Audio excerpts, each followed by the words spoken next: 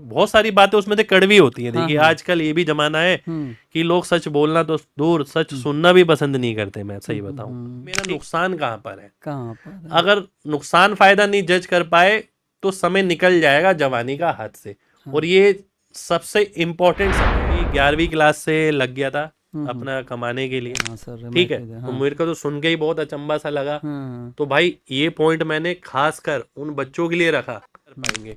पर जो समय होता है ना वो बहुत महत्वपूर्ण होता है। सही महत्वपूर्ण समय होता पर है। सही दिमाग में दिशा। अकल आना, हाँ ये हाँ। बात कड़वी जरूर है, हाँ लेकिन ठीक सच है, है। पर सच है ये। नमस्कार दोस्तों, अभी मौजूद हूँ नोएडा में। इस बुक से आप लोग परिचित होंगे। ये है इंस्पेक्टर चालीसा, जिसका राइटर है मोहित गोयल सर, जो कि 5 टाइम सीजीएल क्रैक किए हुए हैं। सर, सबसे पहले ये छोटी सी शॉर्ट में इस बुक को कौन कौन किसके पास ज़रूरत है या कौन कौन खरीद सकता है, शॉर्ट में बस सर। ये किताब उन बच्चों के लिए है हम्म। जो बच्चे गणित तो पढ़ते हैं, हाँ हाँ। पर गणित में ना पूरा पेपर करने के बाद उन्हें पता लगता है कहीं ना कहीं हमें सवाल तो आ गए हम्म। पर हमारी स्पीड नहीं बन पाई। अच्छा अच्छा।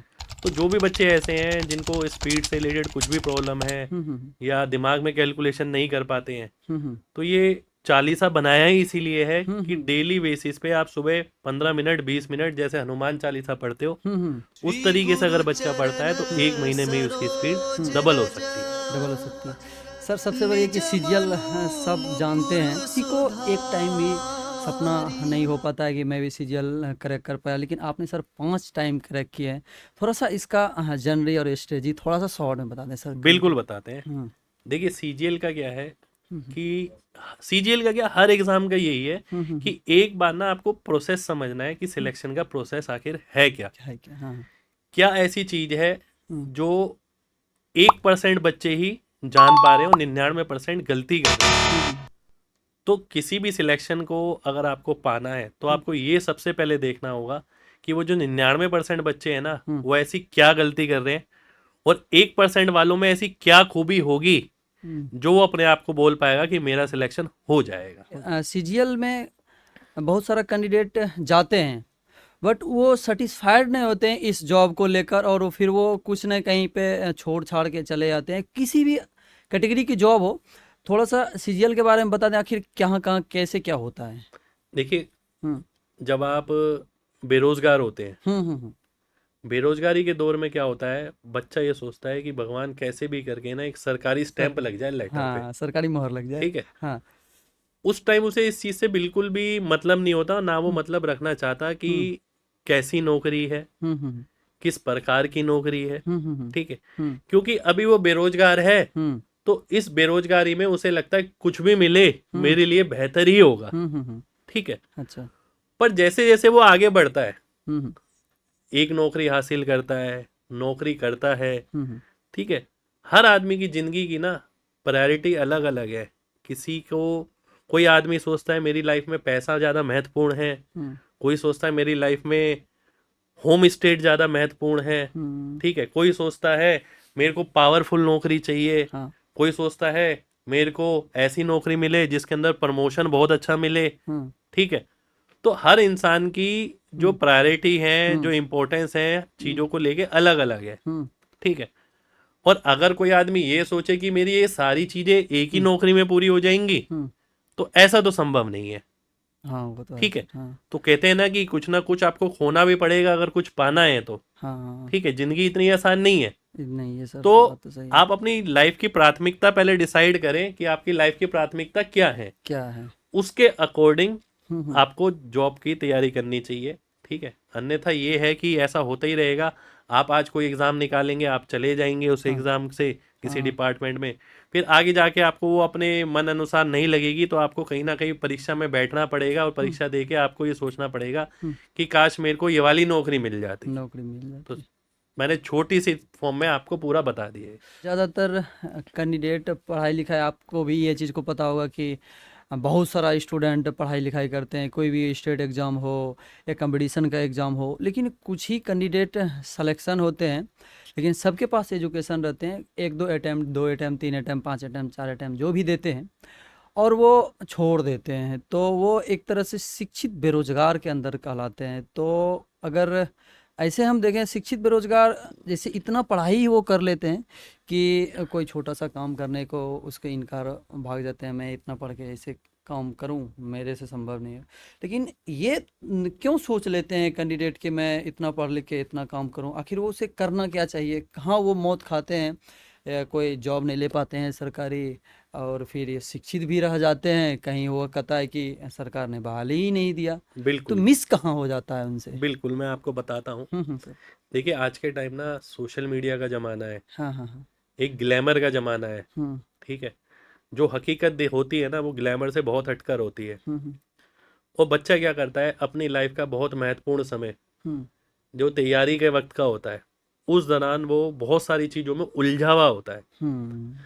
उसकी ना एक दिशा नहीं होती कभी, हाँ सर।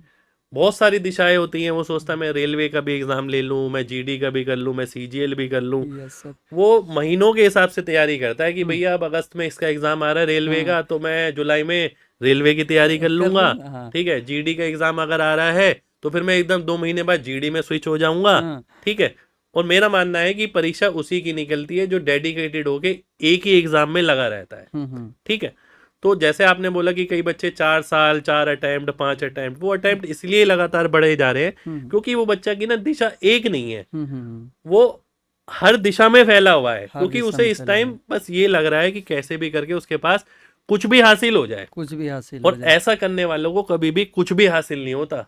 हकीकत बात ये है, हाँ ये हाँ बात कड़वी जरूर है, हाँ, लेकिन ठीक सच है, है। पर सच है ये। आप खुद सोचिए, आप दो नाव में कभी भी सवार नहीं हो सकते। नहीं हो सकते आप हैं। ये सोचें कि ये भी मेरा हो जाए और वो भी मेरा हो जाए, तो हम्म। आपको पहले उन बच्चों के बारे में सोचना चाहिए हम्म। जो अपनी जिंदगी पूरी कुर्बान करके बैठे हैं एक ही एग्जाम के लिए, पूरे साल एक ही एग्जाम में लगाए हुए हैं। लगाए हैं। तो आप ये सोचिए कि उस बच्चे ने कितनी कुर्बानी दी होगी। तो भगवान पहले उस बच्चे को देखेगा या ऐसे बच्चे को देखेगा जो साल में 10 एग्जाम भर रहा है और 10 एग्जाम की तैयारी कर रहा है। 10 एग्जाम की तैयारी ठीक कर है, रहा हाँ हाँ। तो ये बहुत जरूरी है। और कई बच्चे ऐसे हैं, हम्म। जैसे कि आपने अभी बात कही और बाहर भी अभी मैं बात कर रहा था हाँ आपसे, हाँ हाँ। तो मैंने ये बोला कि भाई बच्चे ये सोचते हैं कि सरकारी नौकरी ही सब कुछ है। ठीक है, पर हाँ। ऐसा तो जरूरी नहीं है। देखिए भाई, जिंदगी चलाने के लिए बहुत सारी चीजें हैं। ठीक है, बिजनेस है और भी बहुत कुछ है। आधी से ज्यादा दुनिया व्यापार पे ही चल रही है। चल रही है हाँ सर। ठीक है, हाँ हाँ। पर ऐसा नहीं है कि सरकारी नौकरी नहीं है तो जिंदगी में कुछ नहीं है। कुछ नहीं है। जैसे कि अभी आपने बताया मेरे को थोड़ी देर पहले कि सर जीडी का फिजिकल वगैरह होता है, कुछ एक आध चीज पॉइंट के मेजरमेंट लिए। ऊपर नीचे हाँ रह जाती है, हाँ। बच्चे सुसाइड तक कर लेते हैं। सुसाइड कर लेते हैं हाँ सर। ठीक है, मैं तो हाँ मेरे को तो सुन के ही बहुत अचंभा सा लगा। हाँ। तो भाई ये पॉइंट मैंने खास कर उन बच्चों के लिए रखा हम्म कि भाई जिंदगी बहुत बड़ी है। ठीक है, जिंदगी में पाने के लिए बहुत कुछ है, और जिंदगी में ऐसा कभी भी हो सकता है कि 3 4 5 साल आपके ऐसे चमके वो आपको पूरी जिंदगी का सब कुछ दे के चले जाए। ठीक है, पर सबसे जरूरी बात यह है कि आपको धैर्य रखना है। और अगर सरकारी नौकरी कहीं पर नहीं लग पा रही है तो भाई आप कहीं और स्विच करके देखें। ठीक है, सरकारी नौकरी से ही जरूरी नहीं है कि आपकी जिंदगी बहुत अच्छी कटे। ठीक है, हो सकता है भगवान ने आपके लिए कुछ और प्लान किया हो। हाँ हाँ हाँ। ठीक है, और क्या सर। तो ऐसा थोड़ी है कि देश की 150 करोड़ की आबादी है तो 150 करोड़ लोग आपके सरकारी नौकरी कर रहे हैं। हाँ, सरकारी नौकरी आपको 1% मिलेगी मुश्किल से। ठीक है, हाँ हाँ। बाकी सब प्राइवेट सेक्टर ही है। प्राइवेट ठीक है है, सर, हाँ। तो ऐसा कभी ना सोचे। जवानी की उम्र है आपकी, ठीक है, हाँ आप इस उम्र में कोशिश कर सकते हो। हाँ, कोशिश ठीक कर है, सकते हैं। पर नहीं हुआ तो ऐसा नहीं है कि जिंदगी के बारे में बहुत बड़े फैसले लिए जाए। लिए जाएं। और अभी ज़्यादातर कैंडिडेट या स्टूडेंट अभ्यर्थी रूरल एरिया से बिलोंग करते हैं सर। 20 साल तो ठीक ठाक रहा, 12 तक माँ बाप खर्चे दे देते हैं, लेकिन उसके बाद कहते हैं कि अब बेटा कुछ करो या फिर मैं अब नहीं पढ़ा सकता हूँ।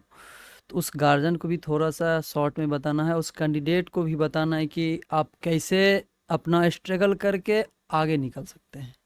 बिल्कुल, देखिए हम्म मेरा मानना है कि जब आप 12वीं तक होते हैं, हाँ सर। ठीक है, आपका पारिवारिक सपोर्ट आपके साथ रहता है। हाँ। ठीक है, और मेरा मानना यह है कि आज के टाइम में हर बच्चा, जब आप हर चीज को लेके अपने आप को बड़ा महसूस करते हैं, बड़ों जैसा बिहेव करते हैं, ठीक है, सोशल मीडिया आप सोचते हैं कि 18 से ऊपर हो गया, मैं एडल्ट हो गया, ठीक है, कि मैं ड्राइविंग कर सकता हूँ, मैं और भी 1000 चीज कर सकता हूँ। तो मेरा मानना है कि देश बदल रहा है और आप लोगों को भी ना थोड़ा सा ये सोचना चाहिए, माँ बाप ने अब कर दिया जितना हम उनसे हो सकता था। देखिए कोई भी ना माँ बाप ऐसा भी नहीं होता कि अपने बच्चे को वो छोड़ना चाहता है, बात तो ठीक सही है। सर। हाँ साधनों की लिमिट होती है हर हाँ किसी के साथ, हाँ हाँ ठीक है। हर माँ बाप अपने साधनों के अनुसार बच्चे के लिए ज्यादा से ज्यादा ही करता है, करते हैं। ठीक हाँ है। हाँ हाँ। ये चीज आज शायद कई लोगों को समझ ना आए, हो सकता है आप जिस दिन माँ बाप बने तो उस दिन और अच्छे से समझ आए। तो मेरा मानना ऐसा है, देखिए मैं भी 11वीं क्लास से लग गया था अपना कमाने के लिए, अच्छा अच्छा ठीक सर। है, 11वीं क्लास से, हाँ हाँ ठीक है। आपने तो फिर भी 12वीं की बात करी है, हाँ हाँ। तो मैं आपसे यही कहूँगा कोई दिक्कत नहीं है, आप भी कुछ ना कुछ रोजगार अपने लिए देखिए, ठीक है। ऐसा नहीं होता कि जो आदमी रोजगार भी ले रहा है और जो पढ़ाई भी कर रहा है उसको पढ़ाई में सफलता नहीं मिलेगी, ऐसा बिल्कुल गलत है, हाँ हाँ। ठीक है। कुछ ना कुछ ऐसा देखिए कि आप 1-2 घंटे के हिसाब से, 3 घंटे के हिसाब से कहीं कुछ ऐसा कमा सकें जिससे आपकी जरूरत पूरी हो सके। पूरी हो और अगर आपको लगता है कि नहीं, हमें परिवार को तो कुछ देने की जरूरत नहीं है, क्योंकि परिवार में इतनी ऐसी जरूरत नहीं है कि हमारी कमाई के भरोसे परिवार चले, तो मेरा मानना है कि अपनी जरूरतों को कुछ पल के लिए कम किया जाए, 1 साल के लिए, 1.5 साल के लिए, ठीक है। जब आप कमाने लग जाएं फिर आप आराम से अपने परिवार के लिए और अपने लिए बहुत कुछ कर पाएंगे। पर जो समय होता है ना वो बहुत महत्वपूर्ण होता है, सही समय पर दिमाग में अकल आना, हाँ हाँ, ये बहुत बड़ी बात होती है। बहुत मेहनत है सर। हाँ। जैसे कि किसी का परिवार हो, वो मतलब रूरल एरिया से हो, इकोनॉमी कम हो, लेकिन तब फिर भी वो सोचता है मैं सीजीएल का तैयारी करूं, मैं ऑफिसर कैटेगरी का बनूं। लेकिन वो ये नहीं सोचता है कि मैं जल्दी से किसी चीज़ में सेटल होके मैं एक पीढ़ी को आर्थिक स्थिति से मजबूत कर लूं। लेकिन ऐसे माइंडसेट स्टूडेंट को थोड़ा सा शॉर्ट में सर आप कह दें कि क्या कहेंगे? देखिए मेरा मानना ये है कि जैसे आर्थिक स्थिति अगर कमजोर है, हाँ ठीक है, सबसे पहली बात देखो मैं आपको एक बात बोलना चाहूंगा, कंपटीशन है और कंपटीशन बिल्कुल आसान नहीं है, ठीक है। जब आप देखते हो ना, जैसे कि अगर हम सीजीएल की बात करें 35-37 लाख बच्चे फॉर्म भरते हैं, हाँ सर। ठीक है। वहीं अगर मैं देखता हूँ जीडी को भरने वाले तो करोड़ों में पहुंच जाते हैं, हाँ ठीक है, 80 लाख करोड़ तक पहुंच जाते हैं, 50 लाख 60 लाख। ठीक है। रेलवे की अगर बात करें तो वहां पर भी 1 करोड़ के करीब फॉर्म भर जाते हैं लगभग मिला के, ठीक है। तो कंपटीशन तो हर जगह है, देखिए भाई आसान तो कुछ भी नहीं है, ठीक है। पर ये जरूर कहूंगा कि भाई आज जो हालात हैं आपके घर के, ठीक है, जैसे आपने बोला कि सीजीएल ना करके कोई छोटा एग्जाम, आपको एफर्ट उतने ही लगने हैं, ठीक है। हो सकता है कि आपके अंदर काबिलियत बड़ी हो, ठीक है। तो ये जरूर बोलूंगा कि अगर कोई छोटी नौकरी पहले लग जाती है, ठीक है, तो अच्छी बात है, उसे ज्वाइन करके आप आगे का सोचें, आगे की सोच। पर सपने छोटे मत रखें, हाँ ये ठीक है। ये ना सोचें कि हम छोटे घर से हैं, ठीक है, हम गांव से हैं, हम कहाँ बन पाएंगे, ऐसा नहीं है बिल्कुल। आप जैसे ही बच्चे आगे आईएएस आईपीएस सब बनते हैं, ठीक है। बस फर्क होता है केवल हिम्मत का और पेशेंस का। अगर आप हिम्मत और पेशेंस रखते हैं तो चीजें आगे मुश्किल नहीं है। और बात ये भी रहती है कि अगर आप जैसे सीजीएल लेवल के एग्जाम की तैयारी करते हैं, अगर उतनी अच्छी तैयारी नहीं भी हो पाई ना, तो नीचे वाले लेवल के एग्जाम तो निकल ही जाते हैं, निकल ही जाएगा। तो मैं आप सभी को यही सलाह दूंगा कि आप तैयारी तो कम से कम सीजीएल लेवल के हिसाब से ही करो, तो छोटे मोटे एग्जाम है वो तो चुटकी में ही निकल जाएंगे, आपके चुटकी में निकल जाएंगे। किसी भी आम आदमी से सुनने को मिलता है एजुकेशन को बिजनेस बना लिया, एजुकेशन को बिजनेस बना लिया। मैं भी अभी आपके पास बोले थे बिजनेस है तो किस नजरिए से, या बिजनेस नहीं है तो किस नजरिए से? देखिए ये बहुत इंपॉर्टेंट पॉइंट है। जैसे कि आजकल बच्चे क्या सोचते हैं, ठीक है, देखिए बिजनेस होना कोई गलत बात नहीं है। अगर आप अपनी चारों तरफ सिर घुमाएंगे तो हर जगह बिजनेस ही बिजनेस नजर आएगा, ठीक है। यदि आप देखें, आप किसी कहीं पर भी चले जाएं, मॉल में, आप कहीं एंजॉयमेंट के लिए, कहीं खाने के लिए, हर चीज बिजनेस है। बिजनेस करना मैं नहीं मानता कि बुरा है। हमारा देश भी आगे जब ही बढ़ पाएगा जब इस देश में लाखों करोड़ों बहुत सारे बिजनेस होंगे, बिजनेसमैन होंगे, ठीक है। देश तभी आगे बढ़ेगा, देश नौकरी के भरोसे आगे नहीं बढ़ेगा, ठीक है।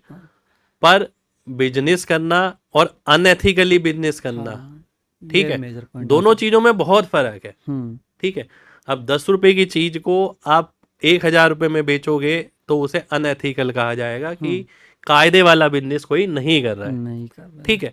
अगर कोई भी बिजनेस ऐसा है जिससे कस्टमर का भला ही हो रहा है, कुछ ना कुछ कस्टमर को मिल ही रहा है, तो मेरा मानना है कि वो अच्छा ही बिजनेस है, वो हमारी देश की इकोनॉमी में ऐड ही हो रहा है, ठीक है, और जरूरतों को लोगों की पूरी कर रहा है, ठीक है।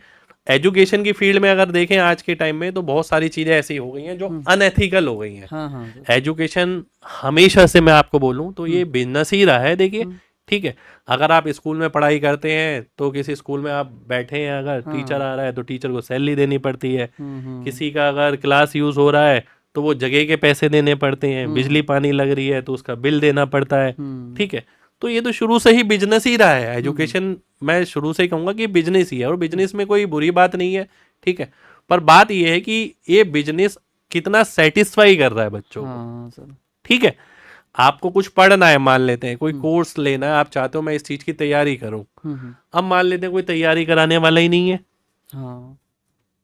पर आपके पास पैसे हैं, अब बताइए आपकी वो जरूरत कैसे पूरी होगी? बात तो सही है ना।